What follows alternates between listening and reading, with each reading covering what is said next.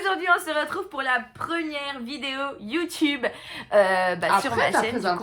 Après ma présentation, on rentre dans le vif du sujet. Nous, on est comme ça.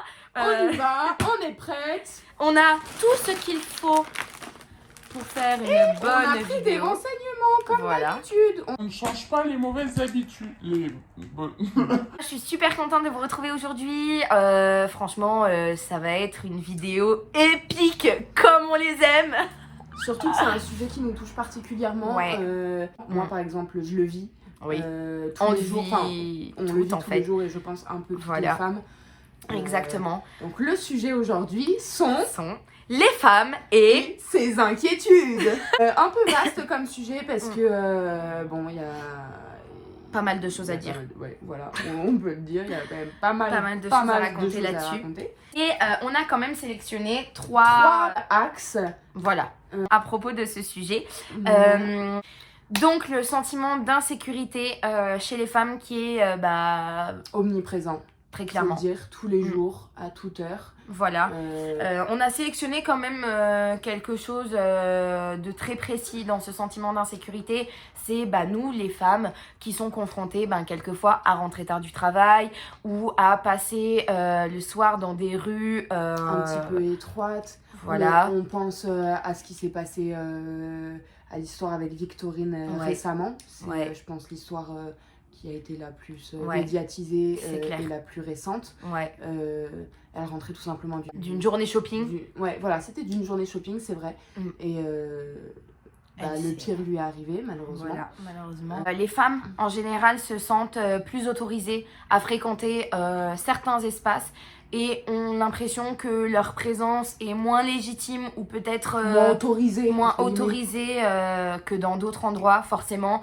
C'est vrai que moi, pour ma part, sortir le soir, par exemple, pour faire la fête ou autre, et ensuite rentrer toute seule chez soi,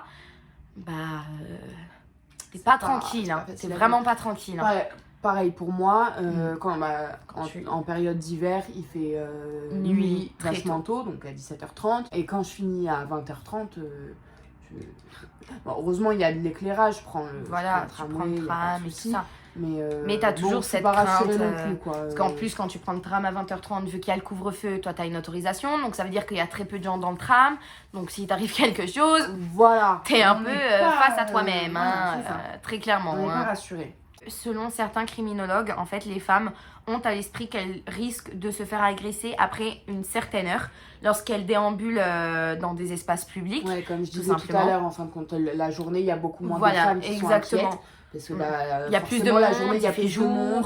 C'est ça, il y a des gens qui se baladent, il y a des gens, il y a tout le monde qui vit. Alors que la nuit tombée, on sait tous qu'il y a beaucoup moins de vie, en fait, dans la ville. Totalement. Voilà, et que, c'est un fait, on peut pas le nier. Les femmes, elles sont beaucoup plus faibles et vulnérables que les hommes. Alors, clairement. Il faut pas nier que certains hommes sont forcément aussi agressés. Oui, totalement. Après, c'est pour les deux parties. Beaucoup moins. Voilà. Ils en font partie. Après, il y a des femmes, elles sont ceinture noire de judo. Oui, voilà. Autant il y a des femmes qui n'en portent pas vraiment...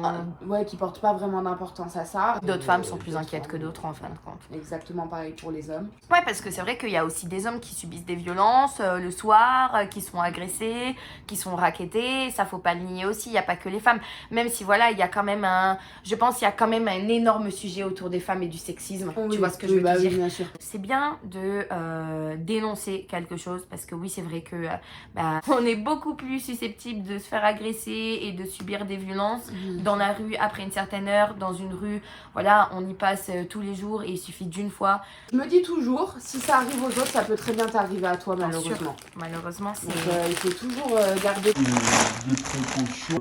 Après, c'est vrai que quand on a commencé à faire les notes à ce sujet-là, on s'est dit c'est bien de parler de quelque chose qui ne va pas, mais il faut aussi expliquer les solutions qui sont mises en place. On s'est rendu compte, ça c'est une amie à nous qui nous a expliqué ça, parce que vraiment Hier soir, on a pris des renseignements, on a galéré à trouver des solutions. On a cherché sur le site du gouvernement et tu vois, même au niveau du gouvernement, on n'a rien trouvé, quoi. En fait, tu vois, ce que je t'ai envoyé, c'était un lien pour lutter contre. C'est un lien avec des chiffres pour dénoncer. C'est ça. Ça n'empêchera rien à l'inquiétude que la femme a. Le problème, c'est que à ce sujet-là, ce qui est compliqué, c'est qu'on peut pas changer la connerie humaine et on peut pas changer le comportement d'un homme qui va venir vous voir en mode ouh, tu vois, ou alors qui va nous accoster ou même nous agresser, que ce soit physiquement, verbalement, sexuellement, enfin, on peut rien y faire. Ça, malheureusement, il n'y a pas une télécommande où on peut dire stop, enfin changer leur comportement, quoi. Et c'est ça qui est dommage. On a une amie qui nous a expliqué quelque chose. D'ailleurs, je vais vous mettre son Insta juste ici. Allez la suivre, elle fait un truc génial. Ouais, franchement, c'est tout un univers de sport et franchement, manger sainement, voilà. c'est vraiment sain, des plats, des recettes à faire, elle est géniale. Et pépite, hein. Vraiment magnifique. Elle nous a appris quelque chose, c'est que dans certaines villes, les maires des villes ont pris la décision en fait tout simplement de déplacer des abribus et de les mettre dans des endroits plus publics où il y a plus de monde qui passe, plus de luminosité. Voilà, plus de lumière, ajouter des lumières pour qu'en fait les femmes, le soir quand elles prennent le bus pour, admettons, aller au travail si elles sont infirmières ou de travail de nuit, ou alors quand elles rentrent tard chez elles tout simplement, qu'elles se sentent un peu plus en sécurité, qu'elles se disent bon bah je suis toute seule mais il y a de l'éclairage, il y a du monde, voilà, c'est une façon je pense pour rassurer. C'est vrai que c'est quand même une très bonne idée parce que ouais, ça permet de faire en sorte que la femme soit de plus en plus rassurée dans des lieux publics ou dans des espaces un peu craignos. On va également vous parler de certains témoignages qui sont quand même très intéressants parce que voilà, j'ai mené ma petite enquête moi aussi de mon côté. On s'est dit pourquoi pas recueillir en fait tout simplement des témoignages et des avis de femmes, tout simplement pour savoir quelles sont elles, pour elles, leurs inquiétudes en fin de compte. Leurs inquiétudes, leurs témoignages, leur vécu par rapport à ce sujet-là et éventuellement les solutions qui pourraient être mises en place, des idées de solutions. Notre amie que j'ai mis le compte Insta et que je le remets juste ici, donc elle nous a tout simplement partagé son témoignage qui donc est assez choquant, mais malheureusement ça arrive. Trop fréquent. C'est trop fréquent, ça arrive trop souvent. Elle se baladait tout simplement et en fait des gens l'ont klaxonné en lui disant « Ah, t'es bonne !» Et en fait elle n'a pas répondu et ben voilà, elle s'est fait insulter. Voilà.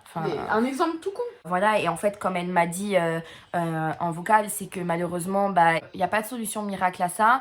J'aime pas dire ça parce que c'est pas à nous de se remettre en question en fin de compte, parce que c'est pas de notre faute ce qui se passe. Il faudrait qu'on prenne plus confiance en nous ou alors qu'on essaye justement de survoler un peu ces critiques, etc. Mais c'est très compliqué parce que, encore une fois, et ça plusieurs fois, on me l'a répété d'ailleurs quand j'ai posé mes questions. En fait, elle se sentait dans l'obligation de se remettre en question, alors qu'en fait, c'est pas de notre faute. On n'y peut rien en fin de compte. Donc c'est ça qui est assez dingue. C'est les autres qui doivent se remettre en question. C'est ancré en fait, comme elle a dit, c'est ancré comme quoi l'homme est supérieur à la femme physiquement et c'est vrai, enfin d'un côté tu te fais agresser dans la rue. Ils sont plus imposants. Voilà, c'est ça, il y en a qui sont beaucoup plus imposants. Tu mets un homme à côté d'une femme. Il y a un rapport de force qui n'est pas du tout voilà, totalement, enfin donc c'est vrai que c'est assez et du coup on s'est dit c'est vrai que plusieurs femmes faut le dire, ont sur elles une bombe lacrymogène. Pour ma part, j'en ai une. Voilà. Quand je travaillais, le vigile de mon boulot m'avait bien gentiment offert une petite bombe lacrymo. C'est toujours rassurant d'en avoir une sur soi. Elle n'a jamais été utilisée. Voilà. Ça rassure. Je pense que déjà d'avoir ça rassure. Après, je pense que sur le moment, il faut avoir le courage de la sortir. Alors, il faut savoir que ce n'est pas autorisé. C'est pas autorisé, mais c'est toléré pour les femmes. Si on est amené à s'en servir en cas de défense. Voilà, d'autodéfense. Voilà.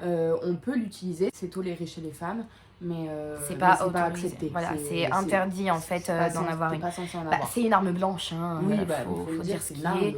Voilà, mais c'est vrai que on en discutait avec Mimi justement. On trouve ça dommage. Voilà, qu'il y ait des kits en fait autorisés pour les femmes, des sprays au poivre par exemple, des trucs comme ça qui peuvent nous déjà nous permettre de nous rassurer, de se sentir plus en sécurité. Voilà, parce qu'on se dit on peut se défendre. Si on a quelque chose sur soi qui peut éventuellement nous protéger, Ça apporte toujours un peu plus de sécurité. Ouais, Et, c'est rassurant aussi. oui, Hein. voilà, ça rassure. Psychologiquement, déjà, tu te dis que tu as quelque chose Bien sûr. qui peut t'aider à te défendre si tu es amené à être dans une situation délicate. Bien Donc voilà. Bon, on va pas s'étendre sur le sujet parce qu'on a encore 2 choses à dire. C'était exactement ce que Mais- j'étais en train de dire. En globalité, pour revenir sur ce premier point-là, c'est vrai que les femmes sont vachement inquiètes, enfin en tout cas la plupart, à l'idée de sortir plus le soir, Ouais. dans des moments où il y a moins de fréquentation dans la rue, dans les rues, etc.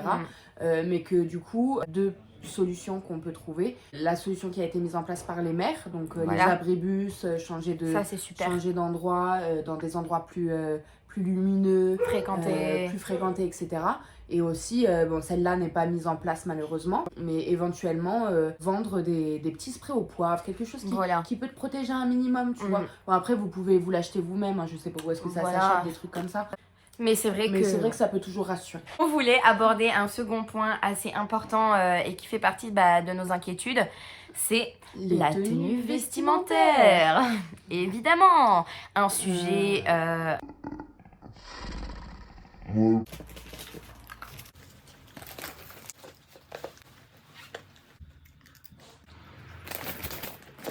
Donc voilà, la tenue vestimentaire, c'est un sujet quand même assez fréquent. Hein, parce que voilà, on porte une jupe trop courte ou alors on met un décolleté trop plongeant. Enfin, c'est quand même assez incroyable, quoi. Enfin, C'est comme l'exemple tout con au lycée, dans les établissements, ouais. autant au collège que au lycée. Tu mets un t-shirt où on voit un petit peu ton ventre, t'as pas le droit. Un jean où on voit un petit peu ta peau parce que il est déchiré au niveau du genou, t'as pas le droit. Un short un peu trop court, t'as pas le droit. Un décolleté un peu trop, tu peux pas. En fait, le code c'est quelque vestimentaire, c'est devenu un produit de stéréotypes féminins, très clairement. Hein, En fait, on est au point de, à chaque fois, le matin quand on s'habille, on est forcé de réfléchir à comment on peut s'habiller. Mais là, c'est même pas comment on veut s'habiller, mais vraiment comment on peut. Parce que on n'a pas le choix. Ça ne dérange pas tout le monde. Hein. Enfin, moi, par exemple, pour ma part, bon, j'essaie de faire un minimum attention. Oui, parce que Mais, tu passes au-dessus, parce que t'en as rien à faire en fait de Voilà, ce que les c'est gens ça. peuvent penser. Encore une fois, j'ai eu des témoignages assez sympas là-dessus qui m'ont fait un peu sortir. Voilà. Donc, notre amie Val qui nous a dit qu'elle se baladait tout simplement en ville avec une robe, avec un décolleté. Voilà, ça arrive hein, d'avoir des robes avec des décolletés. Moi, j'en ai. J'ai un décolleté là pour l'instant. Voilà. Et tout simplement, un homme s'est approché d'elle et a mis son doigt en fait pour descendre, pour voir et apercevoir sa poitrine, quoi. C'est juste aberrant. C'est quand même, je veux dire, c'est... Je comprends pas comment certaines personnes puissent s'autoriser à faire des actes pareils. Non, mais j'ai même pas les mots. C'est l'intimité quand même. C'est Sophie Ferry, une enseignante qui a publié un article en fait sur Libération. Et donc il dit que les injonctions vestimentaires faites aux femmes sont non seulement discriminatoires qu'elles ne s'imposent qu'à un sexe, en fait, en fin de compte. Parce que les hommes peuvent se sortir comme ils veulent, hein. Un short, ils en mettent des bermudas ou autre, voilà, ça on dit rien. Ils se baladent torse nu dans la rue, on dit s'en rien. Fiche. Nous, on sort en maillot de bain. Voilà. On se fait insulter, quoi. Et malheureusement, elles mettent également en lumière et perpétuent ce que l'on nomme la culture du viol, et en reposant en fait sur un mécanisme de culpabilisation du corps féminin. Ça, c'est notre troisième point, on en parlera après. Et elle rajoute que c'est aussi nous faire croire encore et toujours que les garçons et les hommes ne peuvent pas contrôler leurs pulsions. Et que ce sont les filles qui sont responsables des comportements de ces garçons, écrit-elle. Et apparemment, ce n'est pas possible d'apprendre à des garçons qu'ils doivent respecter des filles, alors autant continuer à leur apprendre qu'elles ne sont que des corps, autant ne pas leur apprendre le respect ni le consentement, autant leur apprendre que s'ils ont des comportements déplacés, ce seront les filles qu'on accusera et qu'on jugera coupables. Et ça, c'est juste incroyable. Et c'est la vérité en soi, parce que, comme on l'a dit, par exemple, pour les tenues vestimentaires, quelle solution on peut apporter là-dessus? Parce que c'est vrai qu'on s'est dit, comme je vous l'ai dit tout à l'heure, c'est bien de dénoncer quelque chose, mais moi je trouve ça important d'apporter une solution après pour vraiment essayer de sortir de ce cercle un peu vicieux, de ce cercle d'inquiétude que les femmes peuvent ressentir quotidiennement. Et malheureusement, dans ce cas-là, il n'y a pas de solution. Allez-y, bombardez si vous trouvez des solutions, ça nous intéresse. Parce que c'est vrai qu'on ne le dit jamais assez aussi, mais dans les manifestations, on voit souvent des gens qui justifient le viol par la tenue vestimentaire. Mais non, ça me met hors de moi les trucs comme ça. Tu ne peux pas justifier un acte aussi irrespectueux, aussi horrible. horrible, on peut le dire, ragoûtant, je sais pas, c'est dégueulasse. Une tenue justifie pas la pulsion d'un homme. Hein. Voilà, c'est ça. Pour le bien-être de tous, nous devons rester impartial. Mais comment rester neutre sur un sujet qui nous dépasse? Mais bon, voilà. On ne veut pas émettre de jugement. Pour celles et ceux qui l'ont vécu, des moments comme ça un peu délicats, gênants, et que vous avez tout simplement fait face à vos inquiétudes, nous on est juste là pour en fait dénoncer quelque chose qui est révoltant et essayer de trouver des solutions. Malheureusement on n'en trouve pas tout le temps et j'espère que comme m'a dit Val, en fait c'est un sujet qui prend du temps, c'est un sujet qui peut-être au fil des années va réussir à trouver une solution concrète et des solutions qui vont pouvoir aider les femmes à justement réduire ces inquiétudes là, mais ça prend du temps. Malheureusement ça date pas d'hier, ça fait des années que les femmes ont des inquiétudes, même des siècles, enfin ça date pas d'hier quoi. On peut également parler de la journée de solidarité d'ailleurs à laquelle on a participé. Ah oui, c'est vrai. La journée de solidarité, j'ai adoré participer à ce mouvement. C'était génial pour moi. Et bien cette journée-là, on pouvait s'habiller comme on voulait, même si ça devrait être tous les jours. Voilà. Au moins cette journée-là, on a pu s'habiller comme on voulait. Voilà. On a pu exprimer le fait que ça devait être tous les jours comme ça. Et que la tenue ne justifiait pas certaines pulsions des hommes ou certaines situations délicates pour nous les femmes. Et c'est vrai que cette journée, elle était assez intéressante. Bon, on s'est mis vraiment t-shirt transparent avec le short et tout ça. C'était pas c'était en plein été. C'était en plein été, ouais. Couche-toi là. Putain, couche-toi là. Non, en fait pas. J'ai posé la question à plusieurs personnes et c'est souvent revenu que voilà, ils trouvaient ça malheureux que ce soit à nous en fait en tant que victimes en soi de devoir se remettre en question à cause des comportements des autres et non eux qui se retiennent et se comportent correctement vis-à-vis d'autrui tout simplement. C'est pas à nous de nous remettre en question, c'est pas totalement. Nous, on a le droit de s'habiller comme on veut, on a la liberté d'expression, on a tout, on est des femmes.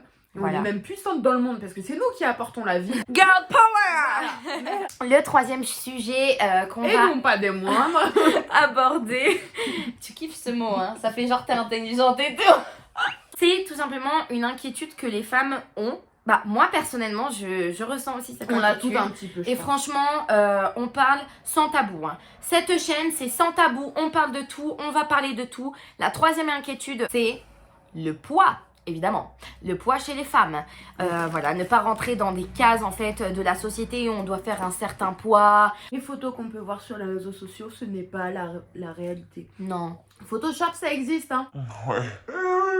Et ça, alors tu vois, je suis vraiment contente parce que y a beaucoup de femmes qui n'hésitent pas du tout à montrer leur corps sur Instagram, à montrer leur forme, qui d'ailleurs ont de très belles formes. Et franchement, moi, comme je disais à Mimi, hein, aujourd'hui je fais 54 kilos, demain j'en fais 35 ou après-demain j'en fais 115. Ça ne change pas ta personne. Je serai la même personne. Moi, je suis une fille sur Instagram, Emma Cakeup. Elle a grossi un petit peu ces derniers temps, mais elle est magnifique. Je suis abonnée à une fille sur Instagram qui s'appelle La Fille qui a des taches. Je vous mets le compte Insta ici. Je ne la connais pas personnellement, hein. Je fais que la suivre sur les réseaux.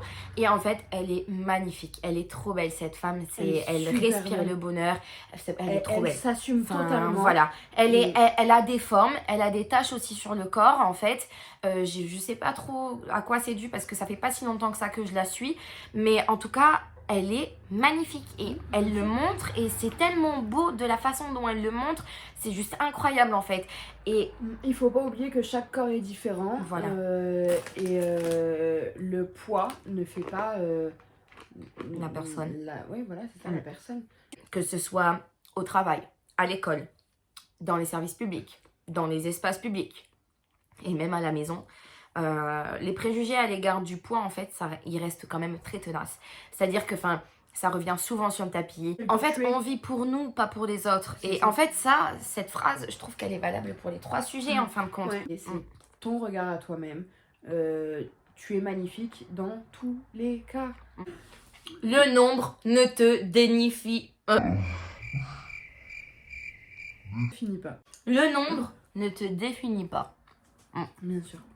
En fin de compte, je trouve qu'on a sélectionné les principales inquiétudes Ouais. que les femmes peuvent ressentir. Bon, même s'il y en a d'autres, hein, mais... Après, n'hésitez pas à les mettre en commentaire. Ouais, si vous avez on n'est d'autres pas contre à faire inquiétudes, une partie 2. c'est clair. Pas de soucis. Vraiment, n'hésitez pas à nous dire vos inquiétudes en commentaire. Je veux vraiment que ma chaîne, ce soit aussi beaucoup d'échanges, qu'on puisse échanger sur ces sujets-là. Mais voilà, mais c'est vrai que bon, on a choisi un sujet pour lequel on n'a pas vraiment trouvé de solution malheureusement parce que encore une fois on peut pas changer le comportement des gens, mis à part se remettre en question ou prendre un peu plus de confiance en soi, essayer de Ça ne changer. dépend pas forcément de nous. Voilà, c'est ça. J'espère que cette vidéo vous aura plu. N'hésitez pas à me dire si vous avez bien aimé le concept en commentaire. N'hésitez pas à partager, à liker, à commenter ma vidéo. Et merci beaucoup d'avoir regardé la vidéo jusqu'à la fin. On vous fait plein de bisous et on se retrouve très prochainement pour une nouvelle vidéo. Sans tabou, on parle de tout.